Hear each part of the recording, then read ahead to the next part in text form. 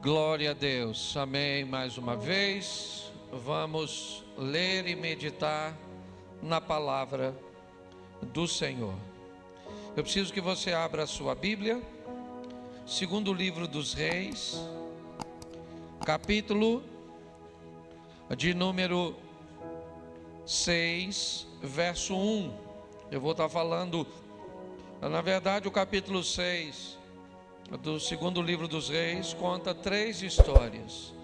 Uma eu vou compartilhar com vocês hoje e as outras 2 no domingo. Eu vou me manter no livro de segundo Reis, o segundo livro dos Reis, hoje e domingo. Hoje nós vamos olhar do verso 1 ao verso 7. Está aí na tela, mas é importante que você abra também a sua Bíblia, você que tem a sua Bíblia aí. Nos diz assim a palavra do Senhor: disseram os filhos dos profetas a Eliseu: eis que o lugar em que habitamos, diante da tua face, nos é estreito. Vamos, pois, até o Jordão, tomemos de lá cada um de nós uma viga, e façamos ali um lugar para habitar. E disse ele: ide. E disse um: serve-te de ir com os teus servos. E disse: eu irei. E foi com eles. E chegando eles ao Jordão, cortaram madeira. E sucedeu que, derrubando um deles uma viga, o ferro caiu na água. E clamou e disse: ai, meu senhor, era emprestado. E disse o homem de Deus: onde caiu? Mostrando-lhe ele o lugar, cortou um pau ou um galho e o lançou ali, e fez flutuar o ferro, e disse: levanta-o. Então ele estendeu a sua mão e o tomou. Feche os seus olhos. Senhor nosso Deus e Pai, em nome de Jesus, eis aqui a tua palavra, continua falando conosco, usa-me como um canal de bênção nesta hora, pelo poder do nome de Jesus. Você pode dizer amém? Isso. Nosso propósito durante este ano é trabalhar a unidade da igreja, é fazer com que as nossas diferenças não deixem de existir. Diferenças essas que muitas vezes irão causar atrito entre nós, atritos de ideias, de pensamentos, e que venhamos entender que isso faz parte apenas de nossa individualidade e que é altamente saudável. Se todos pensássemos do mesmo jeito, provavelmente todos nós estaríamos agora neste ambiente com a roupa da mesma cor. Chegaríamos com o carro do mesmo modelo. É essa diversidade, que traz beleza ao mundo. Isso é altamente saudável. A nossa proposta é, apesar de termos essas diferenças, e vamos encontrá-las em nosso relacionamento conjugal, os desafios de viver com o nosso cônjuge. Por quê? Porque ele é outra pessoa que tem seus valores, seus princípios, seus gostos. E se nós não tivermos habilidade para construirmos um lar, uma família, uma estrutura, trazendo união, que seja capaz de superar essas diferenças, nós vamos sucumbir. Então a proposta da igreja durante 2025 é que temos algo muito grande para construir, e vamos construir juntos. Temos muitas vidas para alcançar e vamos alcançar juntos. Temos muitas coisas para fazer e vamos fazer juntos. Vai ser fácil vivermos juntos? Não vai ser fácil vivermos juntos, mas é possível fazermos isso, quer com os nossos recursos materiais, quer com as nossas habilidades e também através de nossas orações. Então, por isso, hoje minha proposta é mostrar o desejo de um grupo de pessoas. Dá para voltar um pouquinho o texto na Bíblia e pegar segundo livro dos Reis, capítulo 2, verso 7. Talvez ele nos dê uma informação que pode nos ajudar. Isso: 50 homens dos discípulos dos profetas foram e ficaram a certa distância quando ambos pararam junto ao Jordão. Vamos tomar como base a classe liderada por Eliseu com 50 alunos. Neste período, no capítulo 2, é um momento de transição. Elias, o diretor da escola de profetas, até então, agora vai ser levado para Deus. E o próximo diretor agora da escola de profetas está pronto a ser empossado. Seu nome, Eliseu. É só para você entender, aproximadamente, usando o capítulo 2 como base, uma classe com 50 alunos. Estes é o que nós vamos usar para iniciar o verso 1 do capítulo 6. Quando os filhos dos profetas disseram a Eliseu, vamos pegar este número como base, tá certo? Então, nós vamos ver que esses 50 homens, certo? Ou esses alunos da escola de profetas, o que eles aprendiam na escola de profetas? Quais eram as direções ou direcionamento, que eles aprendiam ali?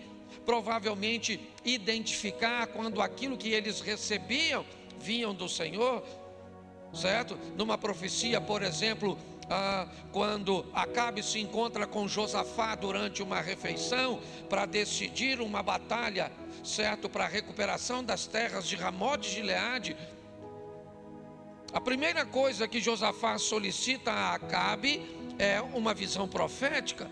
Ele quer saber o que Deus pensa a respeito dessa batalha.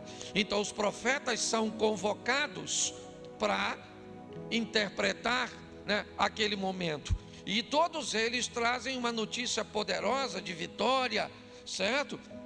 Mas um profeta é chamado, seu nome Micaías, e ele traz uma palavra totalmente oposta aos demais profetas, chegando a dizer que, certo, um espírito de confusão, vou colocar assim, colocou aquela mensagem no coração dos outros profetas. Então os profetas, eles eram ensinados a entender não apenas sobre receber uma informação, mas como entregá-la, como distribuí-la, como avaliá-la, certo?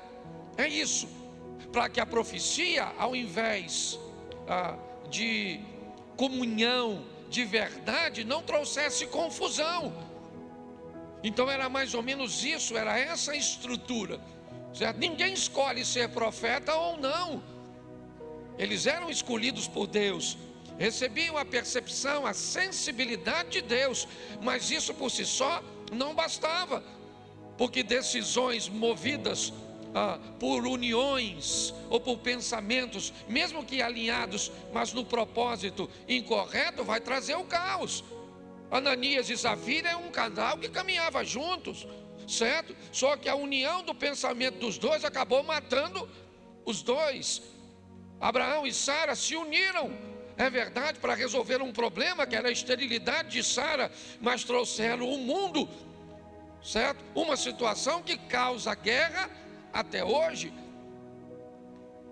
Então nós estamos entendendo que esses caras ou esses indivíduos vão estar unidos, mas é muito mais do que apenas num lugar. Eles estão aprendendo sobre direcionamento, sobre posição, sobre postura, o que faz com que a vida de muitos de nós acabe, sofrendo danos, prejuízos, dor, humilhação, vergonha, que é para nós, para nossa casa, para o nosso Deus. Então é muito importante olharmos esse contexto. Os filhos dos profetas vão dizer a Eliseu o que eles dizem. O que eles dizem é a visão deles. Provavelmente isso começou com alguém observando: o espaço está apertado para nós, nós precisamos ampliar. E o que é que você acha, Abner? Realmente está apertado. Já conversou com o Cid, meu irmão Cid? Realmente o negócio aqui está apertado. Vamos lá, Max, as coisas não estão boas, Cristi, certo? Então, eles foram conversando um com o outro, e eles começaram a observar que havia uma necessidade coletiva. Tá certo? Só que eles não são os diretores da escola.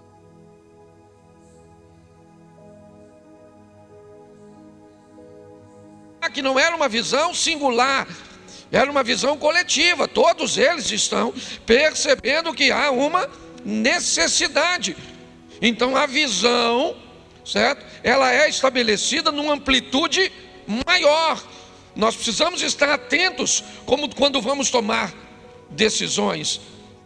É importante olharmos para um ambiente mais abrangente, fazermos uma leitura, observarmos se essa não é apenas uma visão nossa, algo que é movido por uma visão unilateral, ou uma necessidade que seja apenas minha, ou uma ótica que seja apenas de uma pessoa.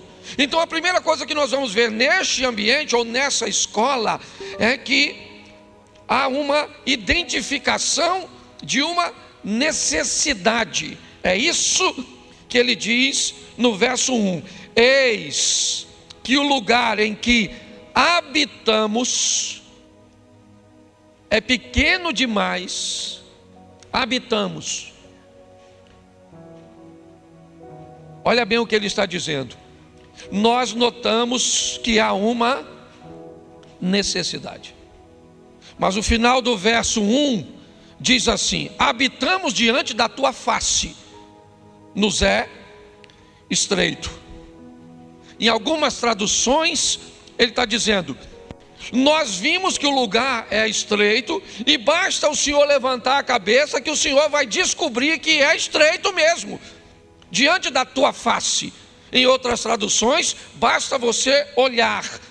O que eles estão dizendo é: nós vimos uma necessidade, estamos trazendo essa necessidade para o Senhor. Dá uma olhada nisso e veja se realmente não está apertado. Eles querem saber agora se a visão do líder da escola bate com a deles. É muito importante entendermos essa questão. Por isso que criar um ambiente coletivo de pessoas que pensam pode ser um grande desastre. Porque quando você move as pessoas a pensarem, a questionarem, quando você é capaz de dar às pessoas um nível de insatisfação com a proposta de que elas se sintam parte, se sintam vivas, é extremamente complicado. Eu estava numa reunião na igreja de um pastor, a gente caminha junto, não vou falar o nome, mas eu lembro que ele precisava pintar uma parede, e é aquele sistema que precisa fazer aquelas sessões para pintar, entendeu? A igreja vota, e aí ele falou assim: olha gente, nós precisamos pintar aquela parede, porque aquela parede precisa de uma pintura, e eu queria que levantasse a mão quem é a favor de pintarmos de azul. Eu acho que cabe umas 1.700 pessoas mais ou menos na igreja dele.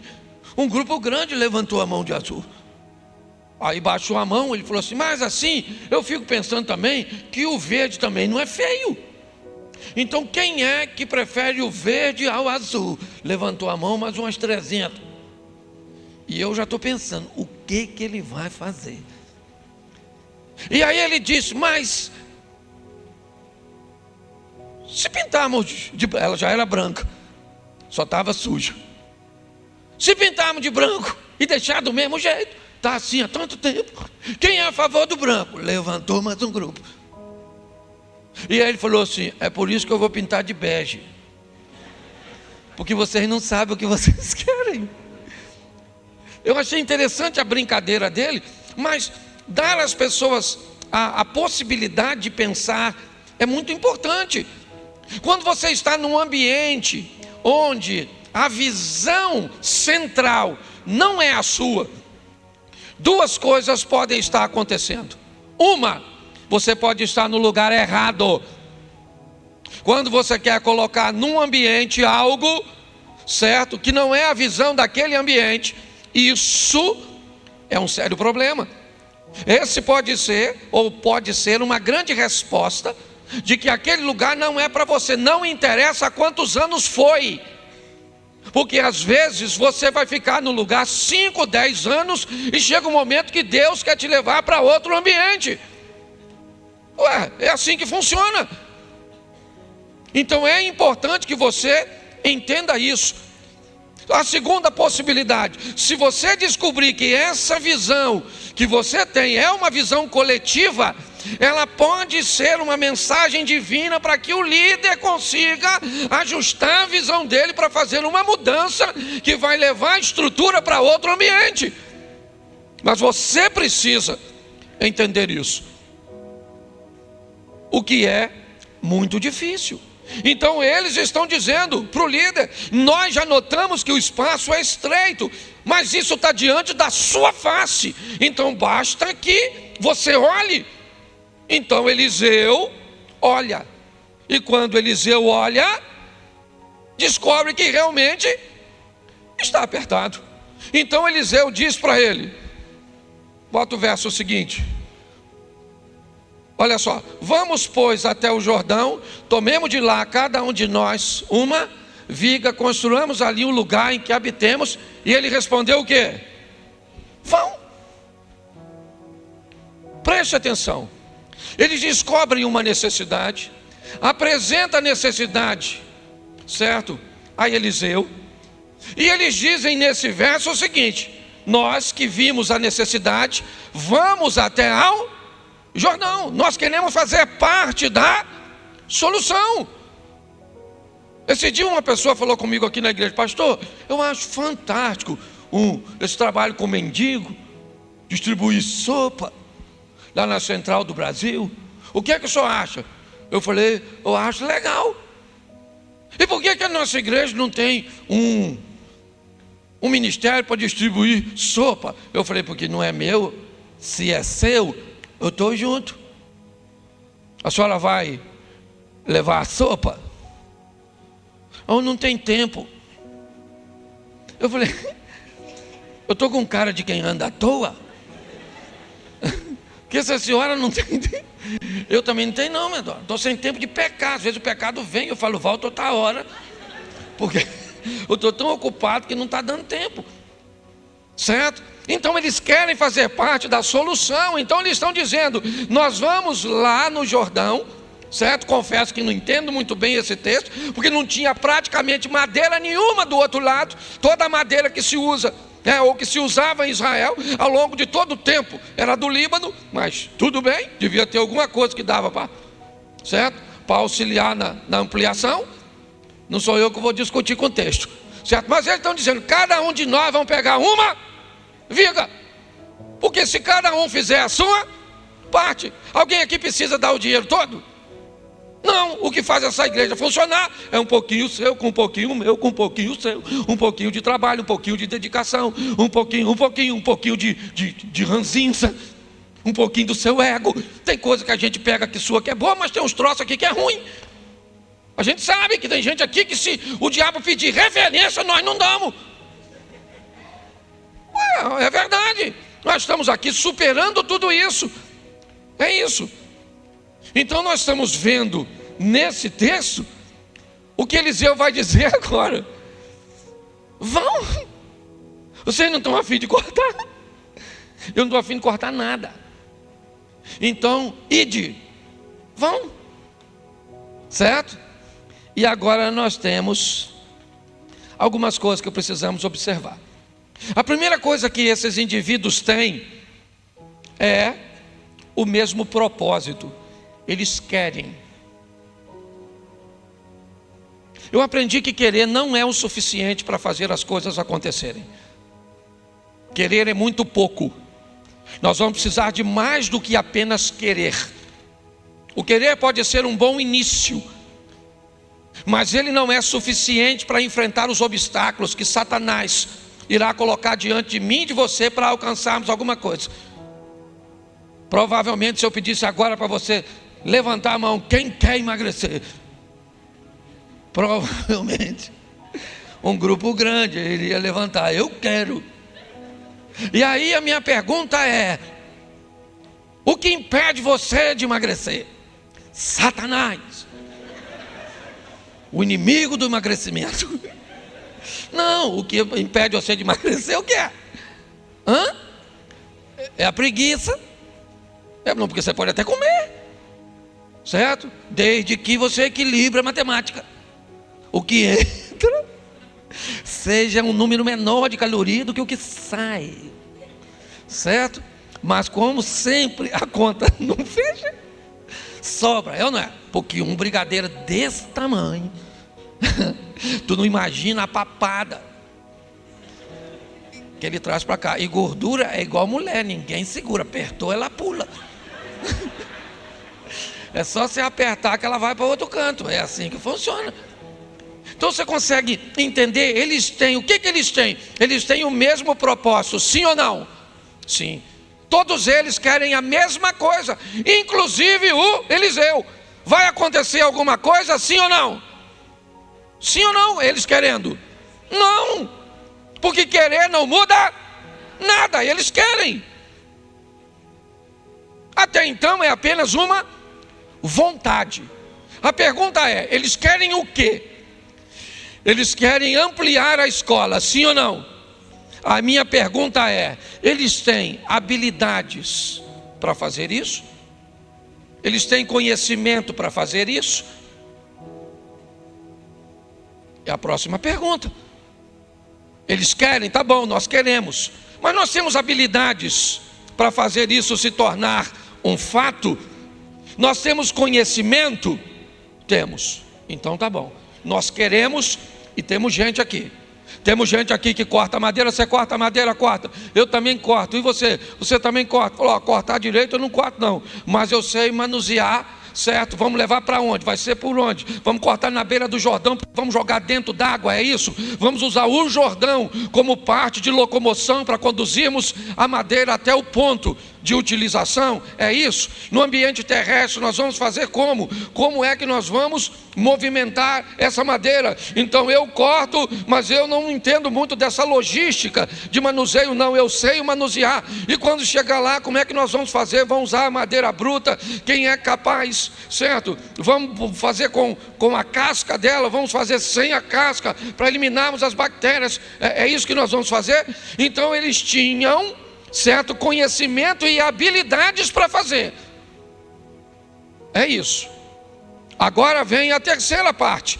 Eles têm disposição para fazer isso?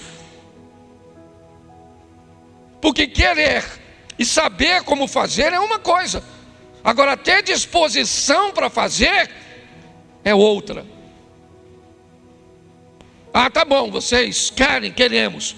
Vocês sabem fazer, sabemos. Mas vocês têm disposição? Não, nós vamos lá. Cada um de nós vamos pegar uma viga. E Eliseu disse, então tá bom, eu vou com vocês, já que vocês querem a minha presença. Então vocês têm agora a minha autorização. Então o que eles têm? Eles têm o mesmo propósito, eles têm conhecimento e habilidade para fazer, eles têm disposição para fazer e eles têm autorização para que seja feito. Então é para lá que eles vão, se eles entenderem o que eles não têm. E o que eles não têm? Um machado. Eles não têm a ferramenta para cortar a madeira. Nenhum dos alunos da escola de profeta tem. O diretor da escola de profeta Eliseu também não tem o machado. Bom, então agora nós vamos orar para o machado aparecer, certo? Porque servimos um Deus todo-poderoso, que pode tirar do nada tudo. E vamos orar para que o machado apareça. A escola de profeta, sim ou não? O propósito é louvável, sim ou não? Mas não vai ser com oração que eles vão resolver isso. Eles sabem o que têm, eles têm o mesmo propósito, as habilidades, a disposição, a autorização, mas eles não têm o machado. Então eles vão precisar do machado para cortar a madeira. Como? A primeira coisa é: o que eles precisam? Eles precisam do machado? Sim ou não? Me ajuda aí. Eles têm? Então qual é a primeira coisa que eles precisam saber agora? Onde tem?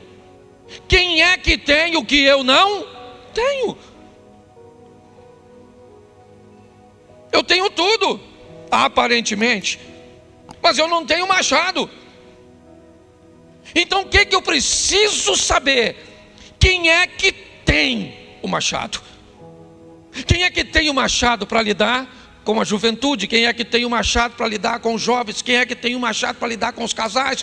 Quem é que tem um machado para pregar? Quem é que tem um machado para cantar? Quem é que tem um machado? Quem é que tem a ferramenta? Ela está onde? Tem alguém que tem aquilo que eu não tenho. Olhe bem e aplique isso na sua vida. Então tá bom, eu preciso de um machado. E eu vou descobrir quem tem. Então acharam quem tem o machado. E agora eles vão até quem tem e vão comprar o machado? Não. Eles não trabalham cortando madeira. Eles precisam de um machado apenas para uma operação. É para um momento. Eles não vão seguir aquilo para profissão. Eles são profetas. Eles não teriam recurso. O machado, para a época, é uma ferramenta muito cara, inviável para eles. Então, eles vão pegar esse machado emprestado. E provavelmente a pergunta que o dono do machado vai fazer para quem pede emprestado, qual é? Você sabe usar?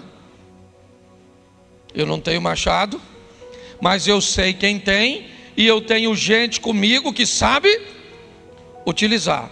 Então tá bom. Mas aí vem a perguntinha que talvez seja: por que é que eu vou te emprestar o machado? Você vai precisar. Quando você vai num banco pedir dinheiro, o banco vai olhar se você tem o quê? Garantia, credibilidade. Por que é que eu vou te emprestar algo tão valioso? Você tem credibilidade? Olha só. Eles estão agora lidando com algo que não tem. Para ter, eles têm que ter credibilidade. Para ter, eles precisam saber antes de ter como utilizar. E como é emprestado, é de suma importância que eles saibam quem tem. Tudo que fazemos, principalmente na casa do Senhor, certo? Nós precisamos de credibilidade e de habilidade para usar antes de pedir.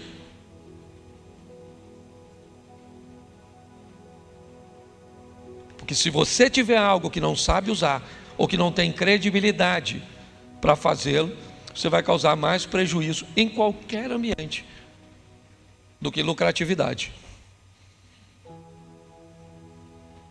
Então eles vão. Tem credibilidade, alguém emprestou o machado. E eles vão à margem do Jordão cortar a madeira. Estão cortando a madeira. Provavelmente nem todos cortam. Provavelmente todos carregam, certo? O movimento. E estão usando o machado. Usando o machado. E estão cortando a madeira.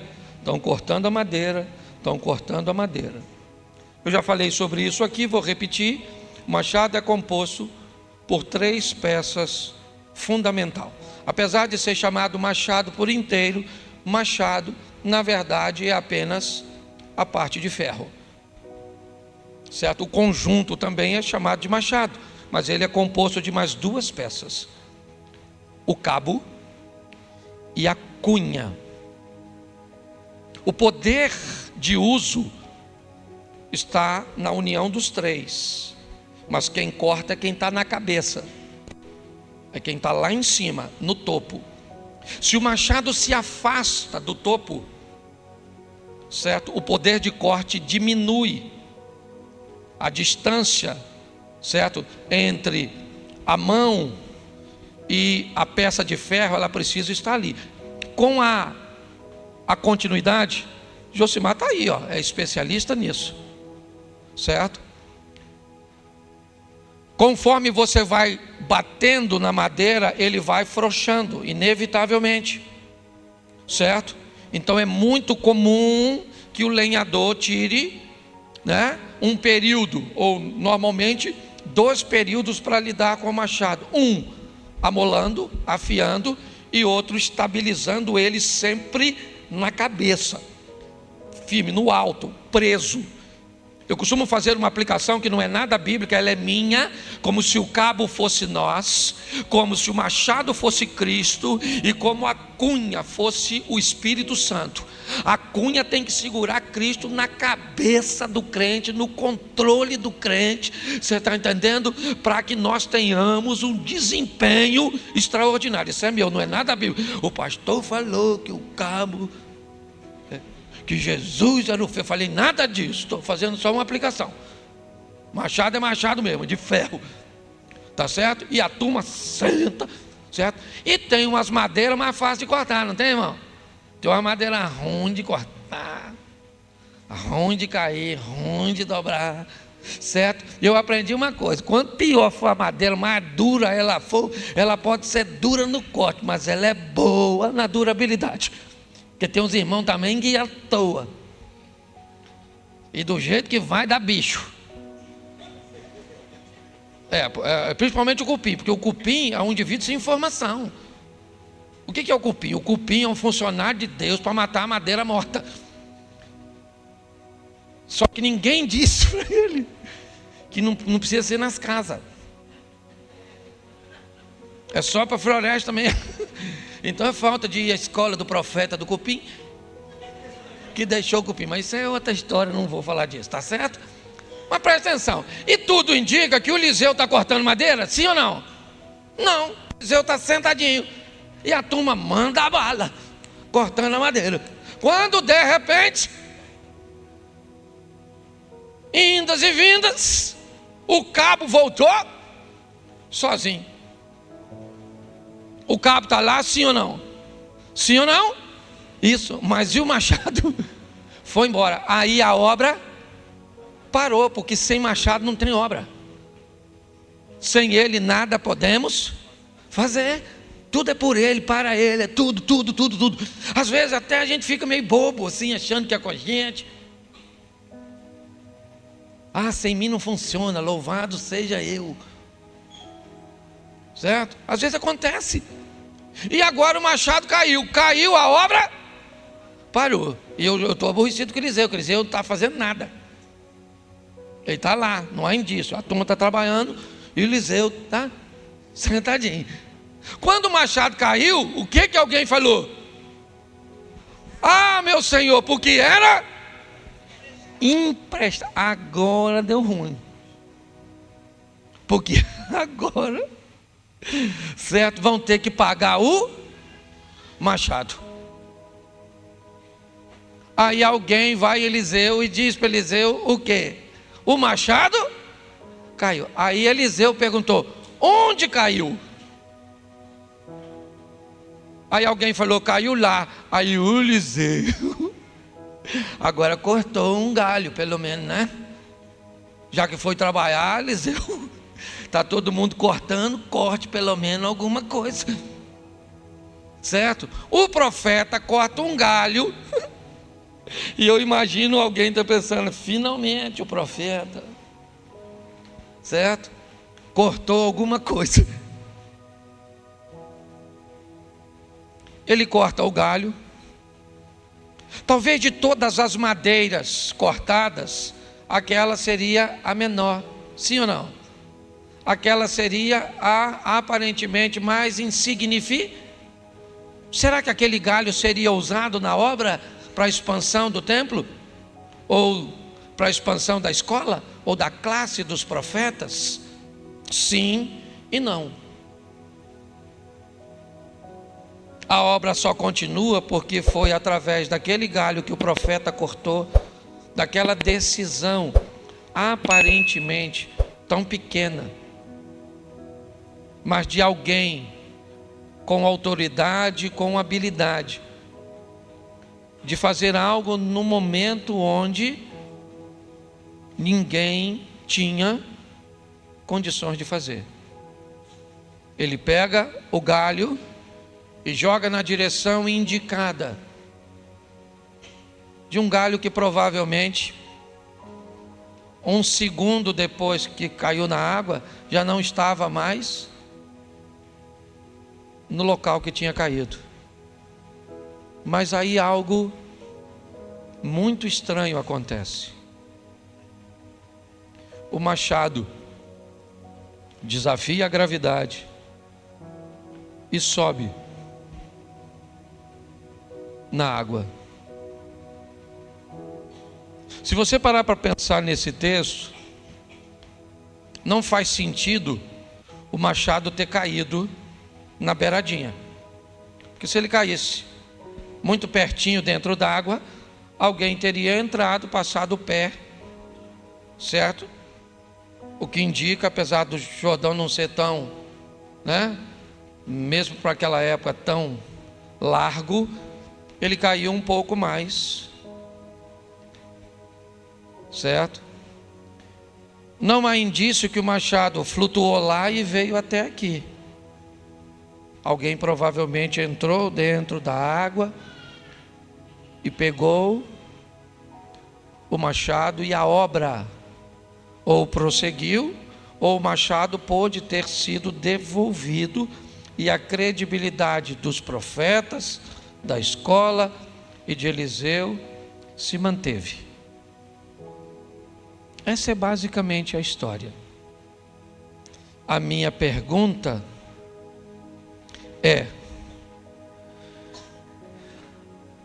onde o nosso machado caiu?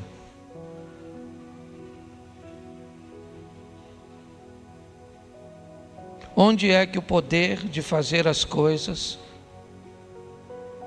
acabou removendo de nós a possibilidade de executar algo?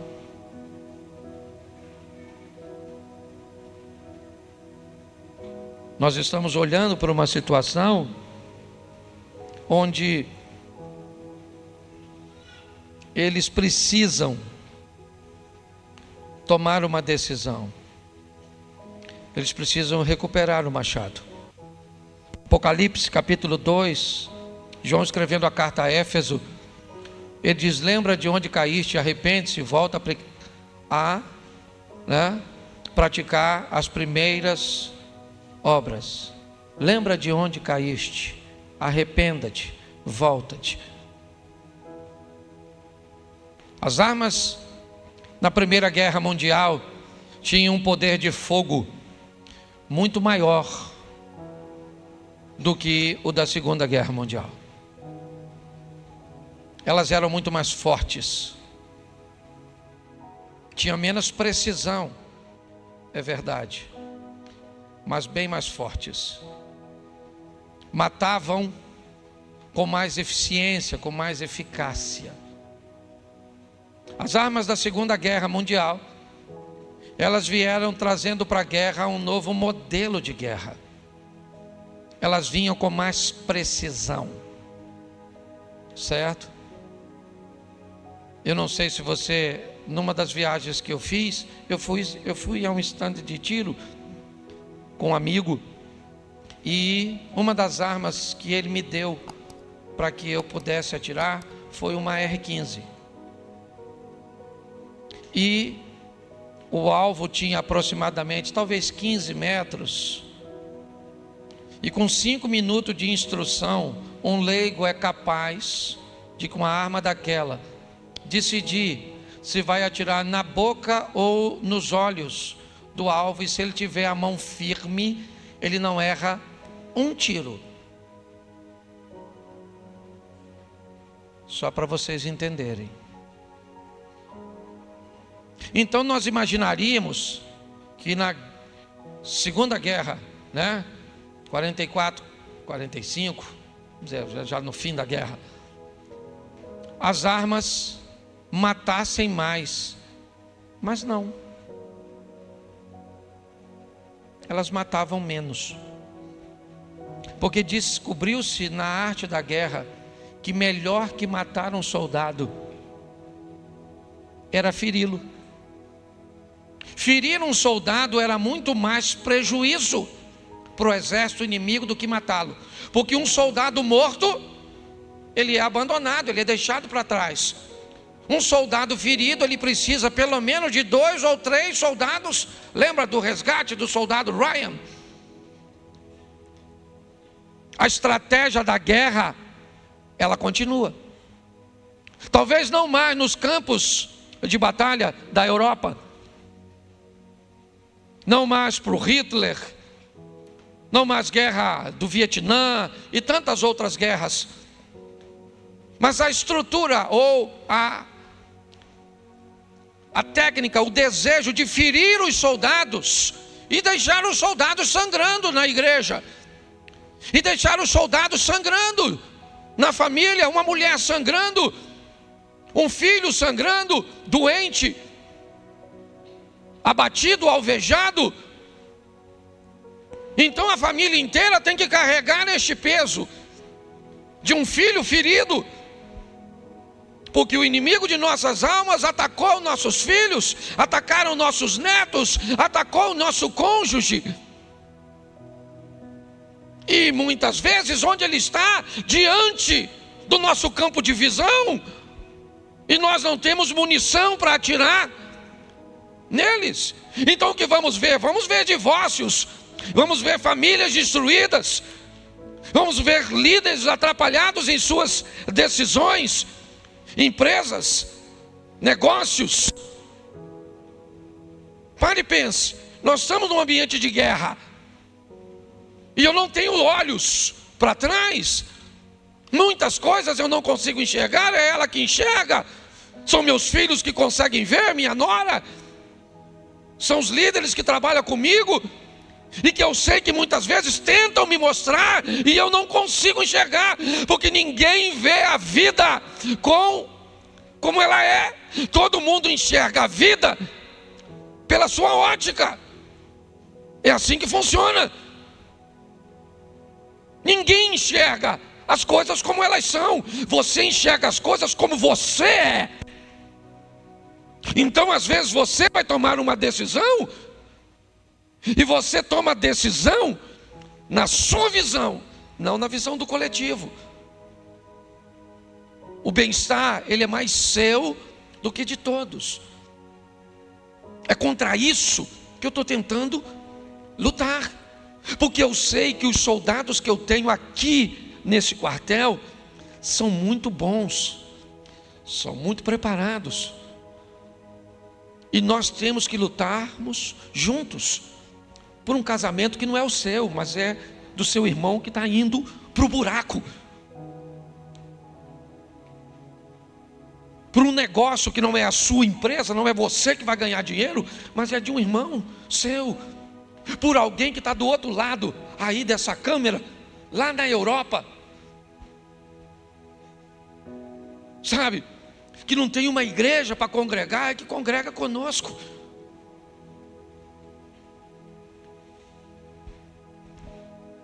Nós precisamos começar pelo menos por um ambiente de oração, para o coletivo. Tirar um tempo e dizer: Senhor, fala com a nossa igreja. Senhor, levanta pessoas na nossa igreja, pessoas, direciona nossa igreja, cura na nossa igreja, que o louvor cure, que a palavra cure. Levante profetas, levante pregadores, levante pessoas. Talvez não seja você, mas a sua oração pode ajudar a despertar alguém. Agora, muitos chegaram aqui feridos. Tem muita gente aqui que não quer fazer nada, que nos utiliza a igreja como um oásis que vem quando quer. A verdade é essa. Conversando com um amigo, ele é líder de uma organização, né, uma das maiores do mundo de igrejas. Ele diz que há um fenômeno hoje na igreja, onde o nível de comprometimento ele baixou demais. O membro vem, às vezes, ele me deu uma estatística da América, de 2 a 3 vezes no mês à igreja. Eu não sou a favor das pessoas estarem o tempo inteiro na igreja.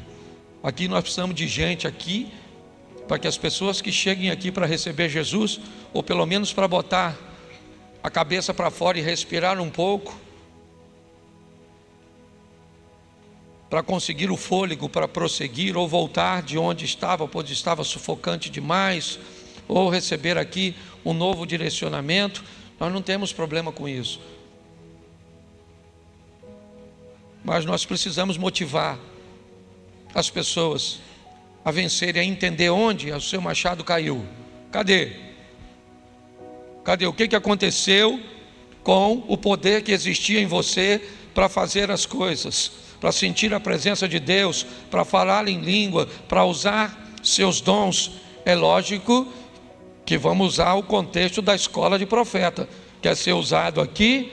Beleza, mas tem que cumprir as regras do ambiente, a supervisão. Não funciona de qualquer jeito. Então, a partir de hoje, cuidado quando você disser desse altar: eu quero profetizar. Porque se você vai profetizar, você tem que ter a autoridade de Deus para dizer que vai profetizar. E, se possível, diga para quem está profetizando, que aí a gente acompanha para ver as coisas acontecerem. Porque nós não estamos aqui para criar falsas expectativas e esperança no coração de ninguém. Mas nós entendemos uma coisa: se juntos orarmos, certo, somos capazes de vencer todas as barreiras e vemos a glória de Deus se manifestando na nossa vida. Posso ouvir um amém da igreja? Então juntos, certo? É isso.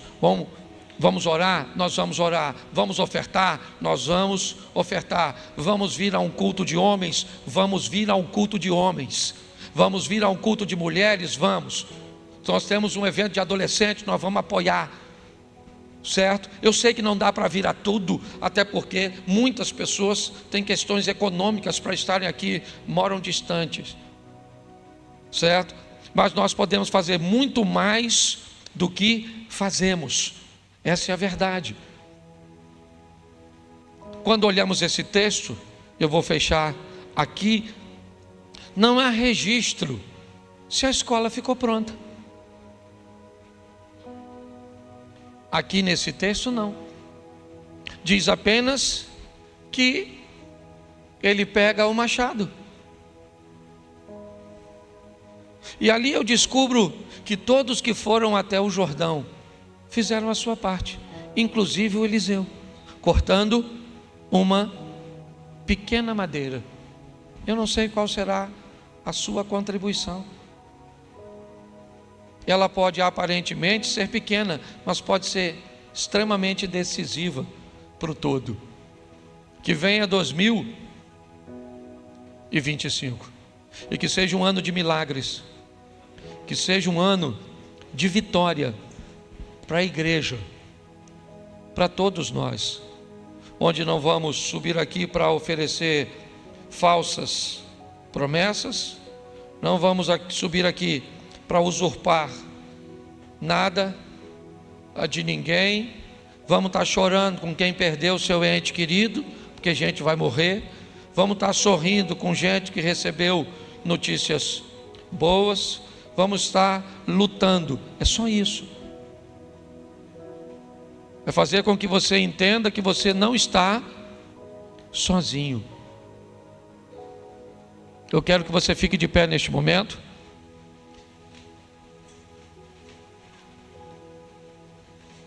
E pergunte para quem está do seu lado, né? Aquela perguntinha legalzinha. Onde está seu machado?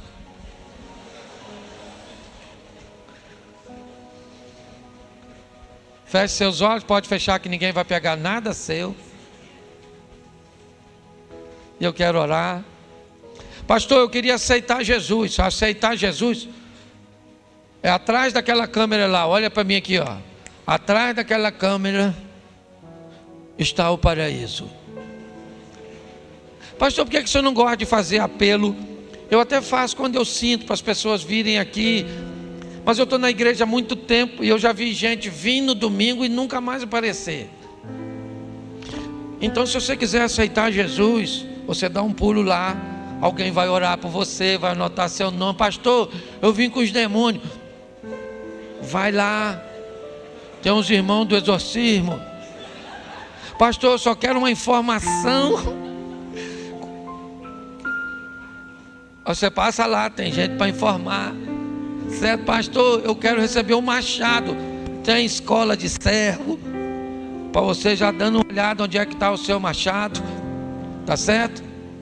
E quem aqui é casado, levante a mão. Isso, meu sentimento. Deus te abençoe.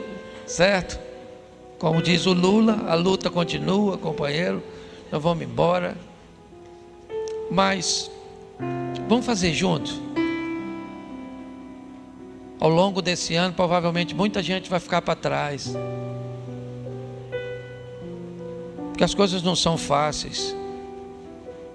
Não vamos julgar, vamos orar por quem ficou. Eu fico imaginando o que movimentava o povo no deserto, na maioria das vezes, eu não sei se todas, era uma nuvem, certo? Principalmente a nuvem. Então era a nuvem que dizia onde parava. E era a nuvem que dizia quando eles deveriam caminhar. E muitas vezes me parece que a nuvem caminhava logo depois de ter parado. Então, em algumas ocasiões, a nuvem parou, a gente interrompe a caminhada e entende que ali é o local de acampamento.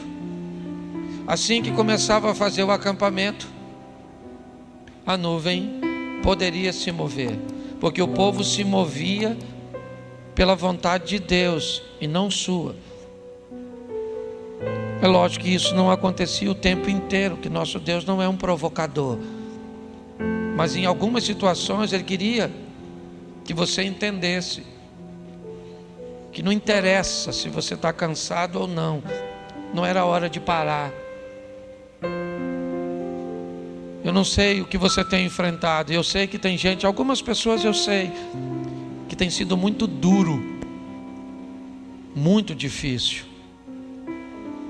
Algumas eu tenho ciência, mas eu quero orar com a igreja. Não vou chamar você aqui à frente novamente, mas feche seus olhos. Não pare, não fique para trás. Se a nuvem se moveu, mesmo que você esteja cansado, desmonte tudo, pegue as suas coisas, pegue a sua cruz e continue caminhando. Pai, eu quero te agradecer pelo projeto Recomeçar. Chegamos até aqui, vamos para o 11º ano de igreja. Já vimos muitas coisas, já vivemos muitas coisas, mas queremos mais, queremos ir mais longe, queremos abençoar mais pessoas. Então desperta em nós, em todos nós, um senso de desejo comum de servir ao Senhor, de colocar a nossa vida à disposição da Tua obra, da Tua casa, a enxergar as coisas com um pouco mais de empatia.